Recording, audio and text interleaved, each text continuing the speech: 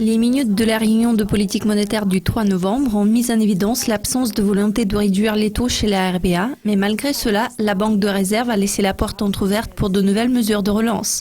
Les minutes de la réunion de la RBA ont laissé une impression mitigée. Les perspectives d'inflation ont montré qu'il y avait de la place pour une nouvelle intervention monétaire si nécessaire, bien que les taux d'intérêt soient déjà très bas et certains croient qu'il reste peu de place pour de nouvelles réductions.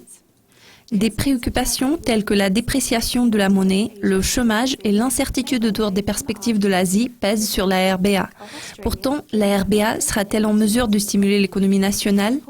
Paul Dales de Capital Economics a déclaré « Les inquiétudes concernant la Chine, la récente baisse des prix des matières premières et une nouvelle baisse de l'inflation sous-jacente nous laissent croire que les taux vont descendre en dessous des 2% l'année prochaine. » Malgré le soutien du côté du dollar australien, l'administration de la Banque de réserve a fait noter que la croissance des emplois ne s'est pas traduite par un rebond des investissements des entreprises, ni par celui des dépenses des ménages. Alors, quels sont les points faibles de l'Australie? Les risques de l'économie domestique semblent être minimes. Seul le secteur minier pose problème à la RBA.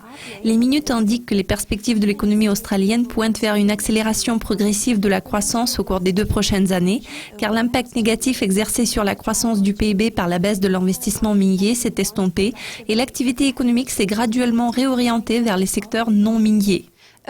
Selon la recherche menée par ANZ, l'industrie minière a perdu 50 000 emplois jusqu'ici et 40 000 nouvelles suppressions de postes sont prévues au cours des 2 prochaines années. Le chef économiste d'ANZ a confirmé ses prévisions en déclarant « Les suppressions massives d'emplois seront dues à la baisse des investissements dans les ressources et une plus grande rationalisation de la main-d'œuvre dans le contexte des salaires réels élevés, des bas prix des produits de base et une amélioration continue de la productivité. » Le gros point d'interrogation pour l'Australie, comme l'a souligné l'administration de la RBA, concerne les perspectives de l'Asie, notamment celle de la Chine qui reste la principale cause d'incertitude en termes de prévision de la croissance mondiale.